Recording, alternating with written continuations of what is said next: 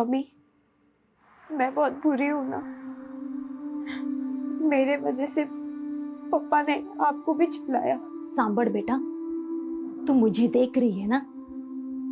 मैं नहीं चाहती कि तू मेरे जैसी जिंदगी जिए। तने खबर छे, मैं नर्स बनना चाहती थी। देख क्या बनकर रह गई। ध्वनि, एक ही तरीका है अपनी जिंदगी को संवारने का। खूब मन लगाकर पढ़ाई कर, कुछ बन जा, अपने पैरों पर खड़ी हो जा और फिर अपनी जिंदगी अपनी तरीके से जी। समझ रही है ना बेटा? आराम से।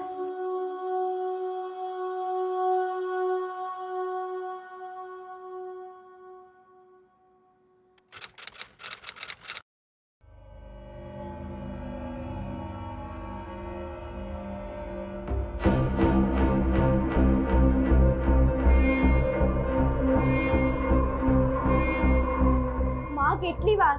फंक्शन के लिए लेट हो रहा है, जल्दी करो। अरे हाँ हाँ, मैं रेडी हो रही हूँ, तू भी जल्दी रेडी हो जा। मैं नानी को बोलती हूँ। अरे हूँ पण रेडी ज छू बाबा। सब रेडी है तो फिर निकलते हैं ना।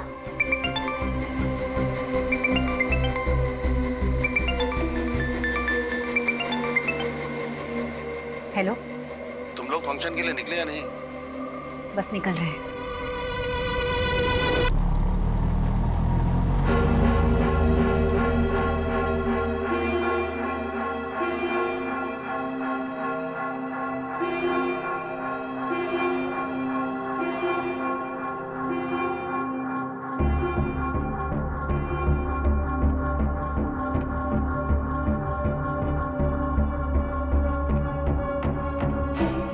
माँ, मैं भी डांस कर लूं। छेली वक्त अच्छी खबर नहीं कब डांस करने मिलेगा।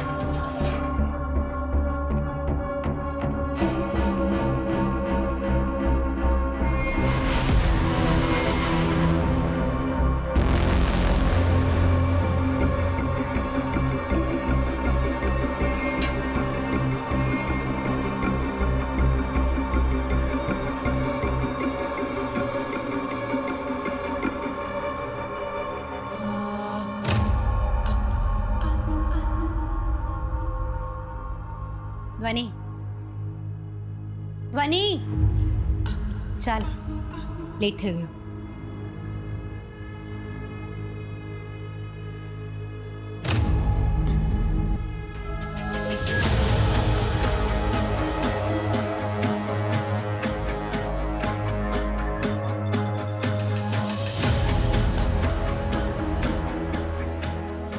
अपना ध्यान रखना हो। आप भी ना, तने बहुत मिस करीस। प्लीज मेरे को छोड़ के मत जाओ ना। ऐसा मत कर बेटा, तुझे पता है कि इतनी हिम्मत से ये फैसला लिया है। खबर नहीं, હું તારા વગર કેવી રીતે રહીશ? हाँ हाँ, बराबर छे। तू सारा प्यार बेटी पे लुटा दे। हाँ तो तारे माटे काई नहीं। हाँ, छोड़ दूंगी तेरे को। ठिकाना ही नहीं रखा है मैंने तेरा। माँ, कैसी माँ? क्या किया है तूने मेरे लिए? अपना रिश्ता ना एक समझौता है, उससे ज्यादा कुछ नहीं। और वो भी ना आज खत्म हो जाएगा। उसके बाद तुम मरे जिए मेरे को कोई फर्क नहीं पड़ता। और आज बची તમારો રસ્તો અલગ, મારો રસ્તો અલગ। બસ હવે आज સાંભળવાનું બાકી હતું। अब क्या बचा है जीने में? उसे तो मरना ही अच्छा है। અને બેટા હું ભગવાનને તારા માટે પ્રાર્થના કરીશ. सब ठीक हो जाएगा. आज के बाद हम कभी नहीं मिलेंगे. आवજો.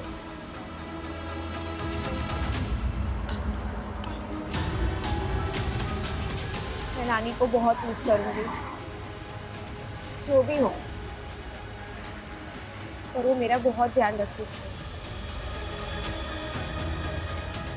मैं तो कल स्कूल के टिफिन में भी खीर लेके जाऊंगा. सारू छे.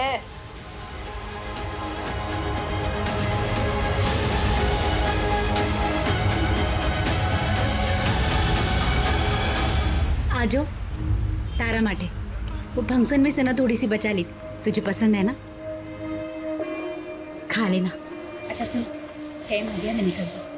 मम्मी આટલો બધો પ્રેમ કરે છે, मुझे छोड़ के क्यों जा रही हो? फैसला बदला भी तो जा सकता है. नहीं, वो लेट થઈ ગઈ છે, तो अपना ध्यान रखना, मैं निकलती हूँ.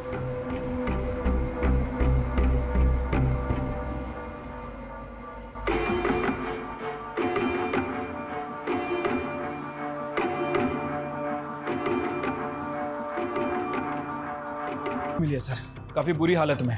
लड़की के साथ रेप भी हुआ है. उसके बाद किसी भारी चीज़ से उसके सर पे वार किया गया है और शायद मरने के लिए बाईपास पर फेंक दिया गया है. सर डॉक्टर का कहना है कि लड़की की बॉडी में जहर भी है. मेटलिक पॉइजन है, खाने के साथ दिया जाता है. अगर कम मात्रा में दिया जाए तो स्लो पॉइजन की तरह काम करता है, लेकिन इस केस में मात्रा बहुत ज़्यादा है. लड़की के पास समय बहुत कम है सर.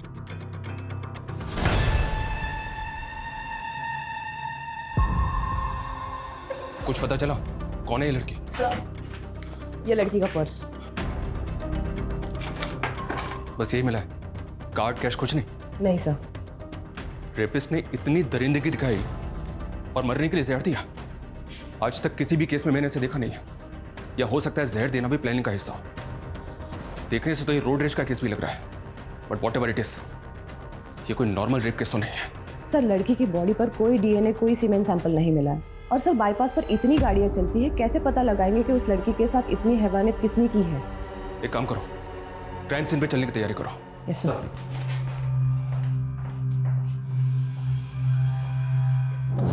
मेरी गट फीलिंग और जुर्म के तरीके को देखकर कह सकता हूं कि हमारी एक नहीं कई रातें काली होने वाली हैं. लड़की की पहचान सबसे बड़ा चैलेंज होगा. वो खुद कुछ बता पाएगी इसके आसार तो ना के बराबर है. पर क्या वो वाकई में इंसान होगा जिसने इस लड़की के साथ इस तरह के जुर्म की कल्पना की होगी?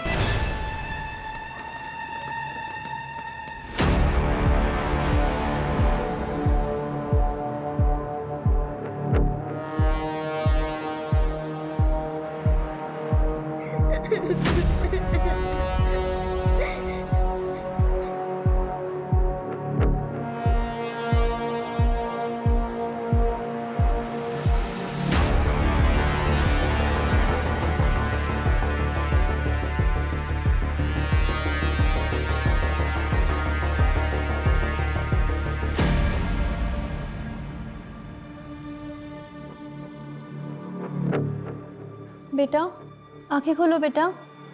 क्या नाम है तुम्हारा? बताओ. ધ્વનિ. ધ્વનિ નામ છે મારું, અને હું મારા મમ્મીની ફેવરેટ છું, અને હું એમને બહુ પ્રેમ કરું છું. अरे बस कर હવે, सबको पता चल गया. चले घरे चाले. તારું નામ શું છે બેટા?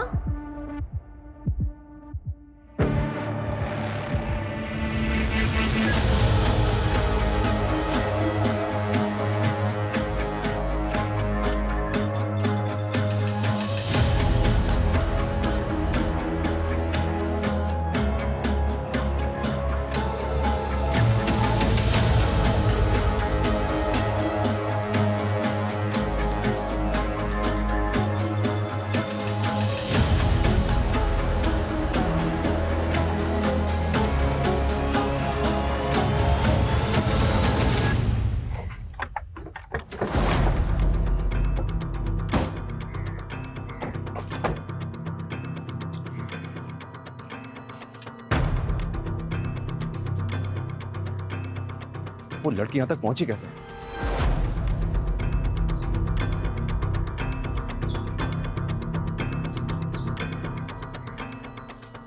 ए सुनो, तुम रोज इसी जगह खड़े होते हो? किसी एक जगह पे तो नहीं रहता हूँ साहब, पूरे एरिया में घूमते रहता हूँ। क्यों, क्या हुआ? कल एक 20-22 साल की लड़की को देखा था यहाँ तूने, कुछ पता उसके बारे में? कल तो मैं इस तरफ नहीं था साहब, वो उस तरफ था। एक ड्राइवर है साहब, वो मेरा रेगुलर कस्टमर है, वो बता रहा था कि उसने किसी लड़की को देखा। अभी कहाँ मिलेगा ये टैक्सी ड्राइवर? टैक्सी चलाता है साहब, ऐसे कैसे बता सकता हूँ मैं? तेरा रेगुलर कस्टमर है ना, उसका फोन नंबर, टैक्सी नंबर कुछ तो बता सकता है उसके बारे में? ऐसी भी कोई जान पहचान नहीं है सर, वो फ़ोन नंबर, टैक्सी का नंबर तो नहीं पता, पर साहब उसके गाड़ी पे ना एक लाल कलर का बाज का स्टिकर है सर। बास का स्टिकर? हितेश, बास के स्टिकर वाली, बिना बास के स्टिकर वाली, बाईपास पे आने जाने वाली हर टैक्सी को अच्छी तरह से चेक करो। ये टैक्सी ड्राइवर मुझे किसी भी हालत में चाहिए। सर। डॉक्टर, डॉक्टर, તો મારી વાલી દીકરી છે, હું તને બહુ પ્રેમ કરું છું ને હંમેશા તેરી સાથ રહूंगी। याद तो बहुत आएगी मुझे तेरी। मम्मी, मैं आपके बिना नहीं रह सकती हूँ। जिंदगी की यही रीत है बेटा, લગ્ન પછી છોકરીને સાસરીએ જાવું જ પડે।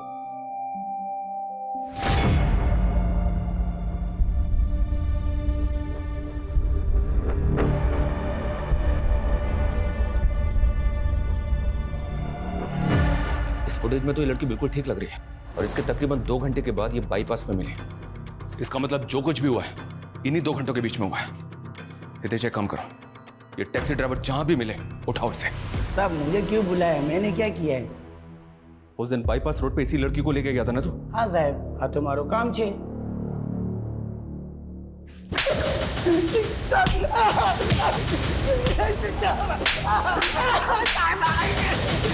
जल्दी बोल, क्या किया उस लड़की के साथ, बोल। मैंने क्या किया है साहब? रेप किया उसका, उसको जहर दिया और मरने के लिए बाईपास रोड पे फेंक दिया उसे, ये किया है तूने? नहीं साहब, मैंने कुछ नहीं किया, कसम से बोल रहा हूँ। मैंने इसको जनता कॉलोनी से बिठाया था और बाईपास रोड पे इसको सही सलामत उतार दिया था साहब। उतार दिया या फेंक दिया? साहब मैंने फेंका नहीं साहब, जब मैंने उसको उतारा तो वो सही सलामत थी साहब। वहाँ पे एक चाय वाला भी था, उसने सब कुछ देखा है, अब उससे पूछ लीजिए ना। चाय वाला? हाँ साहब, साइकिल पे चाय बेचता है वो।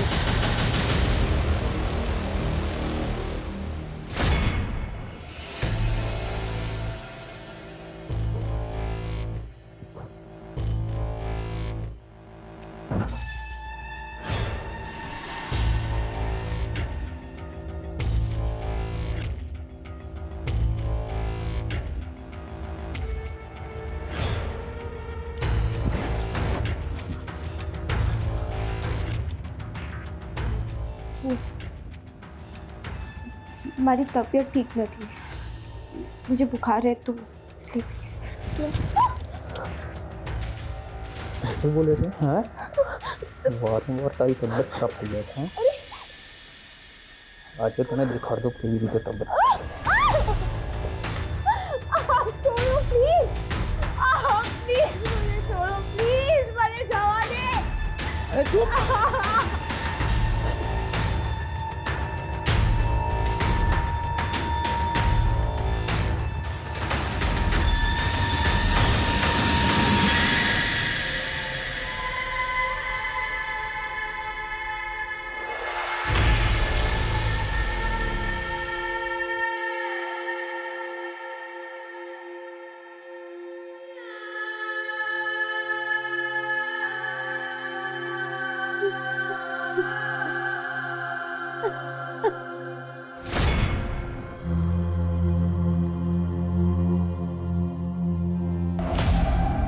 सर, ये न्यूज़ देखी आपने? कल रात जनता कॉलोनी के घर में फंक्शन था और आज मातम मनाने वाला कोई भी नहीं बचा, क्योंकि किसी ने खाने में मेटालिक पॉइजन मिला दिया था, जिससे फैमिली के चारों लोग नींद में ही मारे गए। संगीत में आए 18 मेहमान अस्पताल में भर्ती। एक मिनट, उस लड़की ने भी टैक्सी इसी कॉलोनी से ली थी और उसकी बॉडी में भी यही जहर मिला है, तो पूरी पॉसिबिलिटीज है कि उसे भी जहर इसी फंक्शन में दिया गया।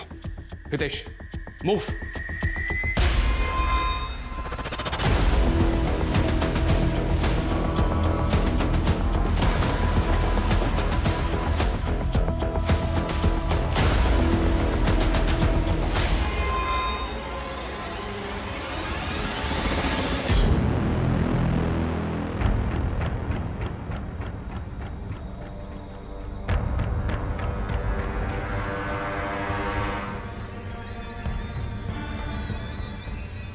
जिसने भी इन्हें जहर दिया वो दरिंदा है सर, बच्चों तक को नहीं छोड़ा।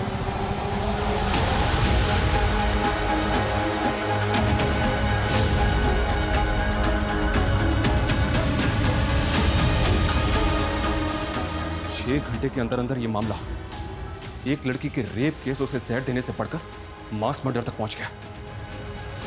पता नहीं अब सब कुछ यहीं रुकने वाला है या और भी बहुत कुछ है जो सामने आना बाकी है।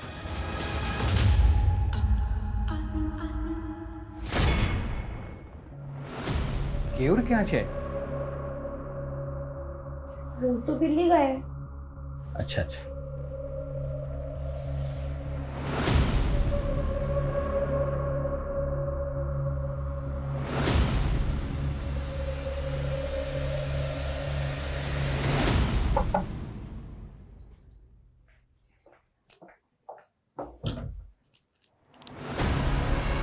શું થયું? कुछ चाहिए था? मैंने तू જોઈએ। क्या? क्या क्या नहीं? તમે શું બોલો છો? चुप रह और मुंह बंद रख। अगर किसी को कुछ बताया तो तेरे मैके भेज दूंगा मैं तुझे। अरे यार,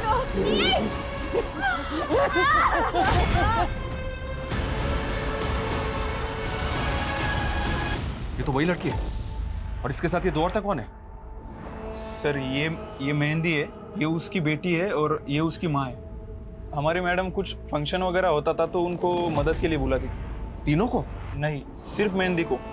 इन दोनों को तो मैंने पहली बार देखा था। अच्छा, इसके अलावा कुछ अजीब नोटिस किया तुमने? हाँ, एक बात अजीब लगी मुझे। कल जब मैं किचन में गया तब मेहंदी खीर लगा रही थी। आंसू करे छे, खीर तो बनी हुई थी ना, ये क्या डाल रही हो ऊपर से?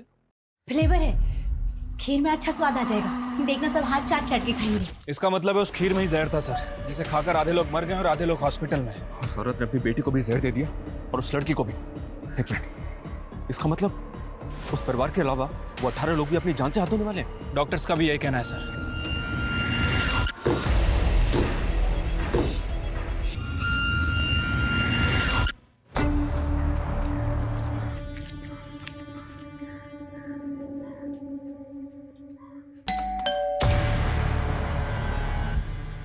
કોણ તમે? नमस्ते मैडम, हूँ मेहंदी छू। पास से पता चला कि आपको घर काम के लिए हेल्पर की जरूरत है। જરૂરત તો છે પણ પૂરે મહિને के लिए नहीं, सिर्फ 2 दिन के लिए। चाल से मैडम, वैसे भी मेरे पास कोई काम नहीं है तो मैं कर लूँगी। ठीक है, पर बहुत सारा काम होगा। शादी का माहौल है, बहुत सारे मेहमान भी होंगे। બધું કરી લઈશ ને? आप बिल्कुल भी फिक्र मत करो, आपको जरा भी शिकायत का मौका नहीं दूंगी मैं। ठीक છે, ચાલ અંદર। ये हमारा किचन है, हाँ, અને આગળ જઈને પછી આ અમારું बेडरूम और ये मेरे बेटे का बेडरूम, हाँ, और ये आगे जाके यहाँ पे ऊपर टेरेस और ये हमारा हॉल। ठीक है, तुम जाके ना किचन में थोड़े से बर्तन है वो पहले घिस लो, बाकी का काम मैं बाद में बताती हूँ। हाँ, जाओ।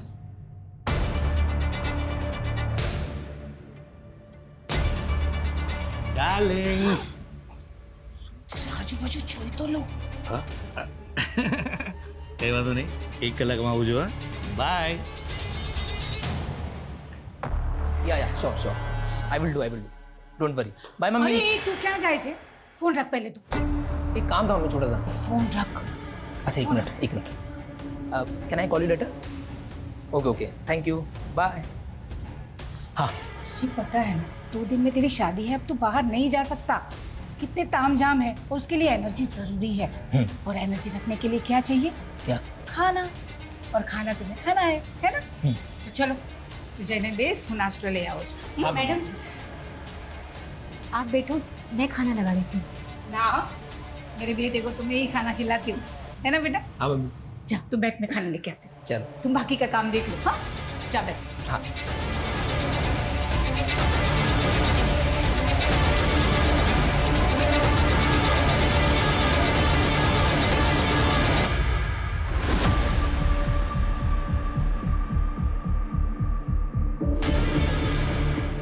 हाँ सर, काले जोયું હતું, ये दोनों यहीं बस स्टॉप पर बैठे थे।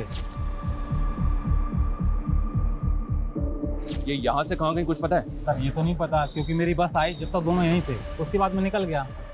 ये नानी भी थी इनके साथ? सर इनको तो नहीं देखा, बस वो दोनों ही थे।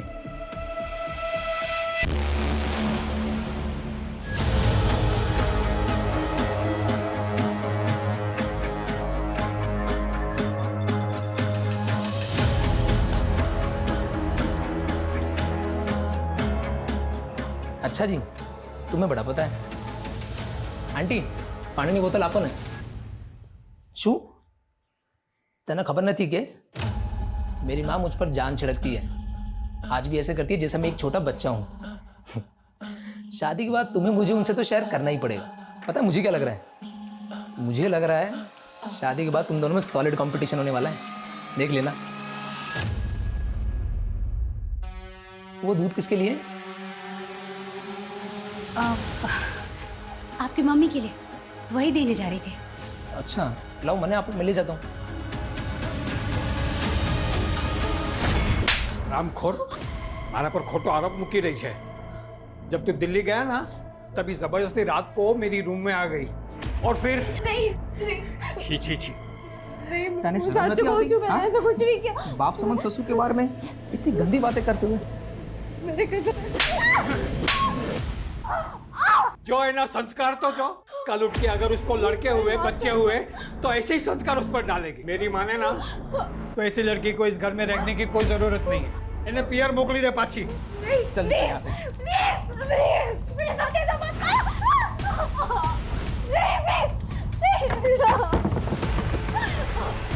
प्लीज दरवाजा खोलो प्लीज।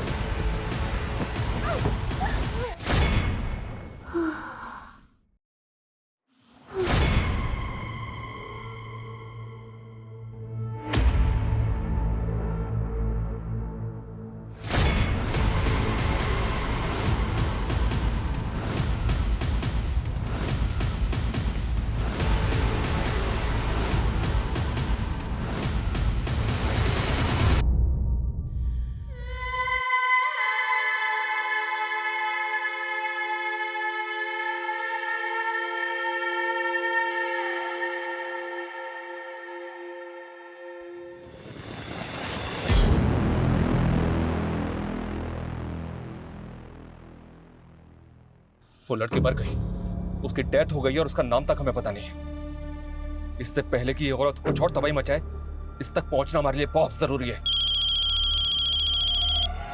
हेलो, हाँ बोलो। ठीक है। सर, जिस फैमिली का मर्डर हुआ था उसके पड़ोसी का फोन था। उसका कहना है कि मेहंदी उसके बगल वाले मोहल्ले में रहती है, हनुमान मंदिर के बगल वाला घर। हनुमान मंदिर? हनुमान मंदिर चलो तुरंत।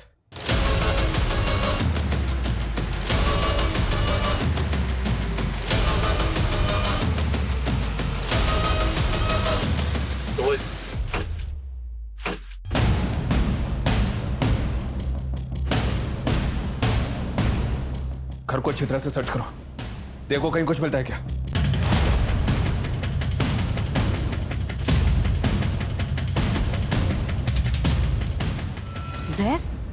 जहरा पी थी तू? पर उन लोग में तो बहुत प्यार था, एक दूसरे का बहुत ख्याल रखती थी वो। ये मेहंदी और उसकी माँ कहाँ जा सकते हैं, कुछ बता सकती हैं? उनका कोई रिश्तेदार वगैरह? रिश्तेदार तो नहीं खबर, पर हाँ उनके घर पे बहुत लोगों का आना जाना रहता था, ज्यादातर लड़की आती थी। Thank you. आ छोकरी कौन छे? हमारा दूर नी बेन नी छोकरी छे, कुछ दिनों के लिए आई है। अच्छा सर, ये कुछ आईडीज मिले। नानी माँ बेटी तीनों के डॉक्यूमेंट पे तीनों का एक ही नाम, मेहंदी चा। ये कैसे हो सकता है? ये क्या माजरा है? सर, अंदर से पर्स मिला है, इसमें कुछ डॉक्यूमेंट्स थे, एक फोटो भी है। ऐसा लग रहा है शायद छुपा के रखे गए थे। इस पे रांची का एड्रेस है और ये 20 साल पुराना डॉक्यूमेंट है। सर एक मिनट। सर, इस फोटो के पीछे जो बिल्डिंग है शायद भरूच के विजयनगर की है। तो हो सकता है ये वही हो। फौरन एक टीम भरूच भेजो। जानता हूँ ये भूसे के ढेर में सुई ढूंढने के बराबर है, पर क्या करें, कोई चारा नहीं हमारे पास।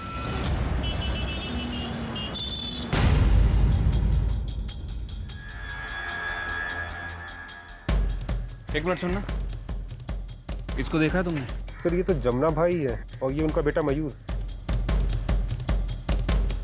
इन तीनों में से किसी को पहचानते हो?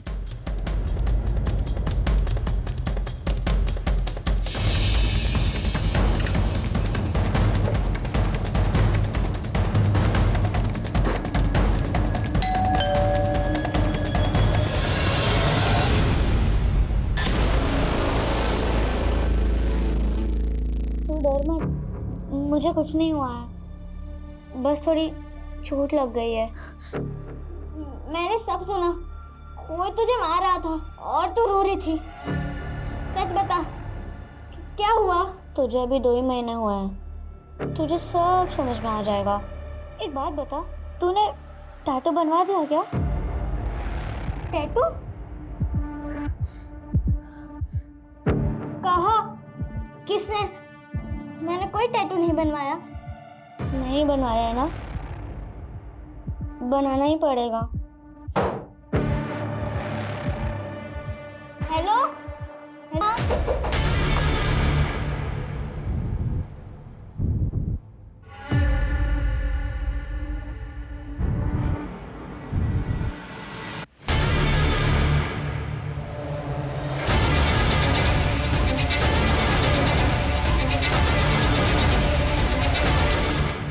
सब चुरा लिया, सारा महंगा कीमती सामान सब उड़ा लिया। बेदिवस बची मारा लगन छे। पता नहीं कहां से घूमती फिरती आई थी। मम्मी ने तो हेल्प करने के लिए रखा था उसे, शादी का काम संभालने के लिए। हमने शू खबर की वो चोर निकलेगी। जमुना दास जी, अजीब बात है, आप अपनी पहली पत्नी को नहीं पहचान पाए?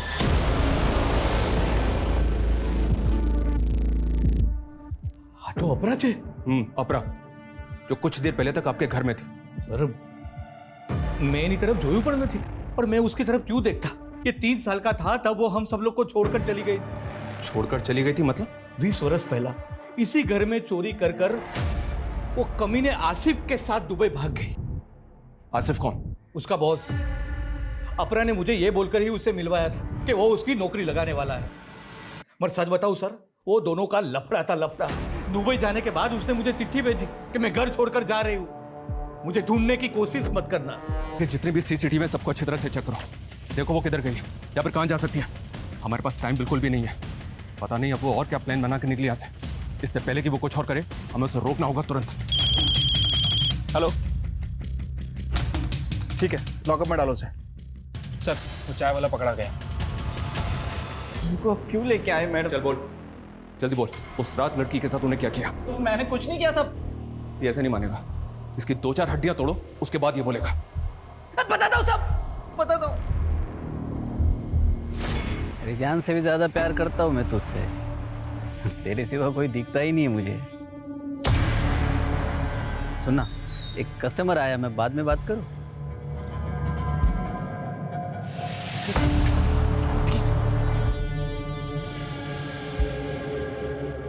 इंसान तो क्या जानवर कहलाने लायक भी नहीं है।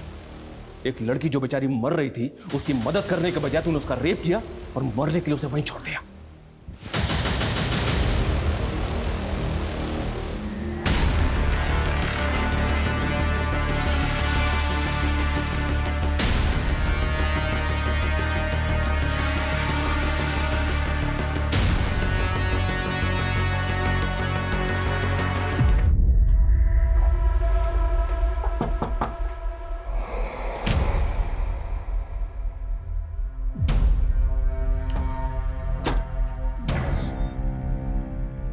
ये ध्वनि का घर है?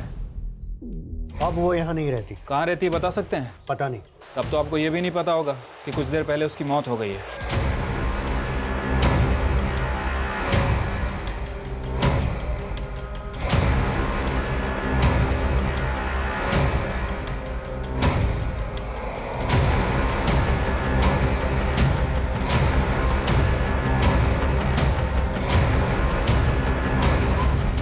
मैं मारी ध्वनि ने। आपकी वजह से उसकी मौत हुई मतलब? 4 साल पहले वो यहाँ आई थी, जब उसके ससुराल वालों ने उसे घर से निकाल दिया था। मुझे बड़ी खबर थी कि उसके ससुराल में उसके साथ क्या हो रहा था। उसकी मम्मी ने बताया था मुझे। ध्वनि ने फोन आई, वो तो बहुत रो रही थी। वो उसके साथ जबरदस्ती हो रही है, रेप हो रहा है उसका। क्या फालतू बात कर रही है? अब पति के साथ सोने को भी तुम माँ बेटी रेप बोलोगी? नहीं नहीं, पति नहीं, ससुर। हाँ शू बोले ये? दोबारा ऐसी फालतू बात की ना तो मुझसे बुरा कोई नहीं होगा, समझे? जा काम करने दे। मेरे ही डर से मेरी बेटी अपने ही घर में नहीं आ पाई। तो उसके बाद वो कहाँ गई आपको नहीं पता? मैंने पता भी नहीं किया, समाज के डर से। उसकी माँ भी उसको याद कर करके रो रो के चली गई। मैंने तो लागे इसकी मौत का जिम्मेदार भी मैं ही हूँ। आपको पता है कि वो इतने टाइम कहाँ थी? देखिए 4 साल पहले वो कहाँ थी वो तो हमें नहीं पता, लेकिन कुछ दिनों पहले वो भरूच में किसी अपरा की बेटी बनकर रह रही थी। भरूच? अपरा? जब उसके अपनों ने ही उसे नहीं अपनाया तो दूसरों को अपना बनाकर जीने लगी। 4 साल पहले धोनी जब गायब हुई वो 17 साल की थी सर। तो मतलब जब उसकी मौत हुई वो 21 साल की थी। Okay. Hello sir, MG bypass पे एक औरत ने एक रिक्शा वाले और एक सवारी पर चाकू से हमला किया है। सर, उन दोनों को हमने हॉस्पिटल भेज दिया है और उस औरत को पुलिस स्टेशन लेकर आ रहे हैं। सर, मुझे लगता है ये वही औरत है जिसे हम ढूंढ रहे थे।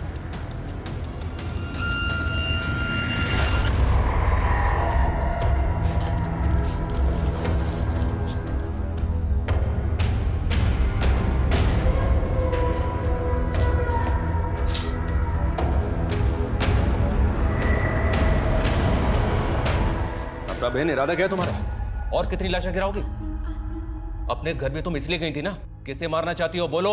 अपने पति की दूसरी बाइडी को। वो दूध किसके लिए? आपकी मम्मी के लिए, वही देने जा रही थी। लाओ, मैंने आपको मिल ही जाता हूँ।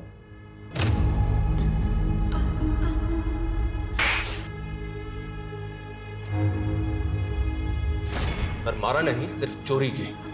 क्यों? क्योंकि मेरा पति और मेरा बेटा उसके साथ खुश है। मयूर उसे ही अपनी माँ मानता है। उसे तो शायद पता भी नहीं कि मैं उसकी माँ हूं। अभी मुझे सीधी तरह से ये बताओ, क्यों कर रही हो ये सब? खत्म कर देना चाहती हूँ हर उस चीज को, हर उस इंसान को जिसने मेरी जिंदगी बर्बाद की। त्यारस मैंने शांति मठ से। पर तुम तो अपनी मर्जी से गई थी ना? चिट्ठी भी भेजी थी तुमने। चिट्ठी मैंने नहीं, आसिफ ने भेजी थी, ताकि जमुना कभी मुझे ढूंढे ही ना। मैं जमुना की वजह से इस नरक में गिरी। अने जमुना ये शू करियो? नकली चिट्ठी पे भरोसा कर लिया। मतलब? जमुना की कमाई कुछ खास नहीं चल रही थी, हमें पैसे की जरूरत थी, तो मैं नौकरी के लिए निकली। मेरा बेटा छोटा है तो मैं वो फुल टाइम जॉब नहीं कर पाऊंगी। पार्ट टाइम जॉब रहेगा ना तो वो मैं कर लूंगी। जमुना, मैं ना बहुत लकी हूँ जो आसिफ जैसा बॉस मिला। 6 महीने हो गए लेकिन जॉब में कोई भी प्रॉब्लम नहीं है बोलो, और बहुत ध्यान रखता है। मुझे तो लगता है ना हमारी लाइफ एकदम अच्छी हो जाएगी। अपरा दुबई का एक काम आया है, 1 वीक की ट्रिप है, वही फैमिली फंक्शन मैनेज करना है। तुम खूबसूरत हो, अच्छे मैनर्स हैं, अच्छे पैसे भी मिलेंगे, बताओ जाओगी? पैसे की बहुत जरूरत थी। मैं उसके साथ दुबई चली गई। वहां जाके पता चला कि खेल कुछ हो रही है। मुझसे मेरा पासपोर्ट छीन लिया और मुझे बेच दिया। तो तुम वापस इंडिया कैसे आए? जब मैं किसी काम की नहीं रही तो आसिफ ने मुझे वापस बुला लिया। क्यों?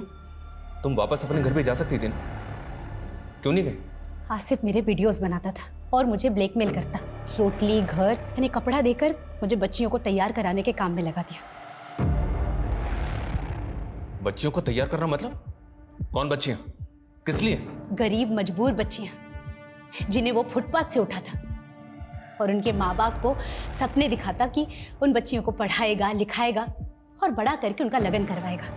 तुम उन बच्चियों के साथ क्या करती थी? सिर्फ मैं नहीं, फाल्गुनी भी यही काम करती। हम नए नए मोहल्ले में घर लेते, उन बच्चियों को रहना सहना, ठीक से बात करना सिखाते थे। उसके बाद बाबा उन बच्चियों को अमीर पार्टियों में, अमीर घरों में काम के नाम पे धंधे के लिए भेजता। उन बच्चियों की भी वैसे ही वीडियोस बनाता ताकि वो बच्चियां भी काम छोड़कर कहीं भाग न सके।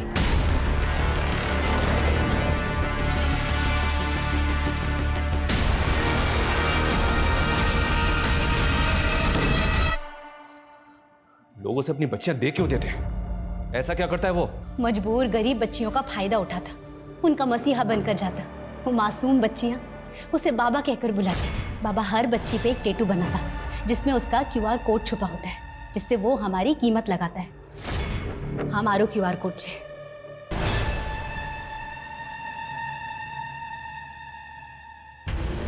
ऐसा टैटू तो हमने उस बच्ची ध्वनि के मां पर भी देखा था।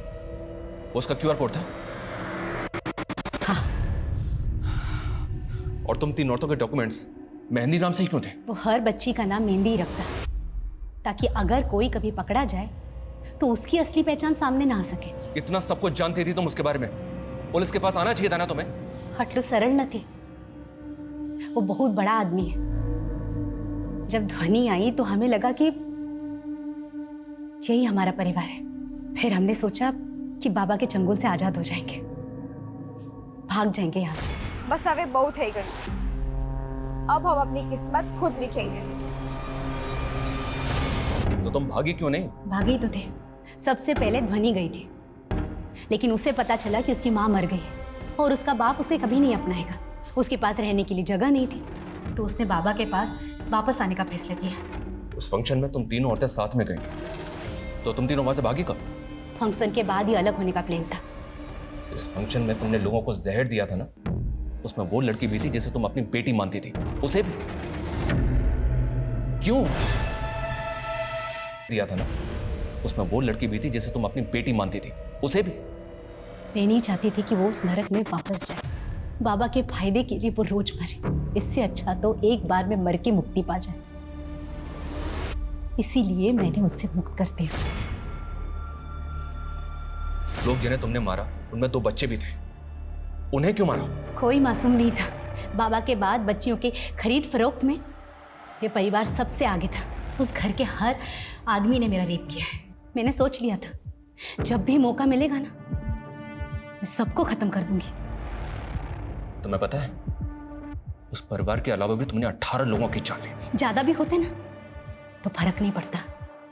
कभी किसी ने मेरा दुख सुना, और गेहूं के साथ ना घुन भी पिसता है, वही हुआ। अगर वो परिवार जिंदा रहता ना, तो पता नहीं कितनी बच्चियों की जिंदगी बर्बाद होती। आज तारीख सोचे 12 जुलाई। क्यों? बचा लीजिए, उन बच्चियों को बचा लीजिए। किन बच्चियों को बचा? किसकी बात कर रही हो तुम? मेहंदी और हिरन 10 साल की बच्ची है। बाबा उन्हें पाकिस्तान गुजरात बॉर्डर पर बेचने वाला है। हेलो, बिना पेमेंट हुए माल बॉर्डर नहीं पहुंचेगा। उसका नंबर है तुम्हारे पास? हाँ। हितेश, उसका नंबर नोट करो और पता करो कि इस बाबा की करंट लोकेशन क्या है। Move fast.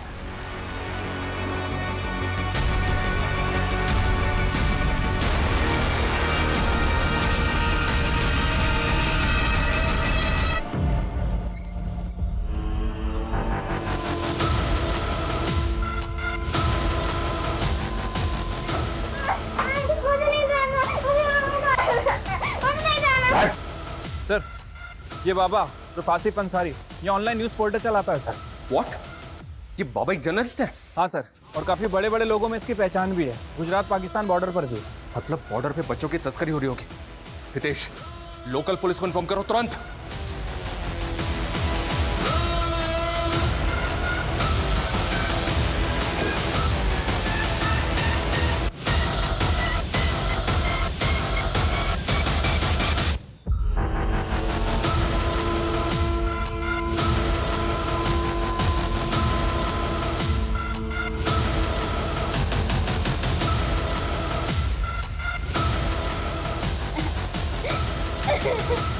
आए भाई,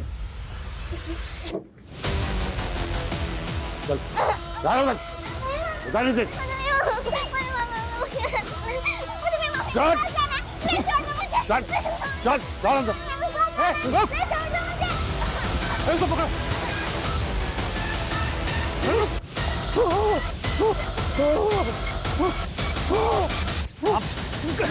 कहाँ भाग रहा है? बच्चों को लेके जाएगा? चल चल। इन्हें चाइल्ड वेलफेयर वालों को फोन करो और इन दोनों बच्चियों को इनके माँ बाप तक पहुंचाने का इंतजाम करो।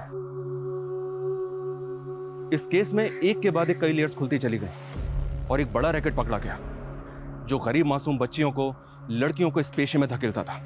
यह केस इस ओर भी इशारा करता है कि एक इंसान, एक नागरिक के रूप में हमें बेहद सतर्क रहना होगा। क्योंकि अच्छी जिंदगी का सपना दिखाकर कईयों की जिंदगी उजाड़ देने का प्लान बनाए कई आसिफ हमारे इर्द गिर्द ही घूम रहे हैं। याद रखिए, इस मतलबी दुनिया में बिना स्वार्थ के कोई किसी का भला नहीं करता। There are no free lunches.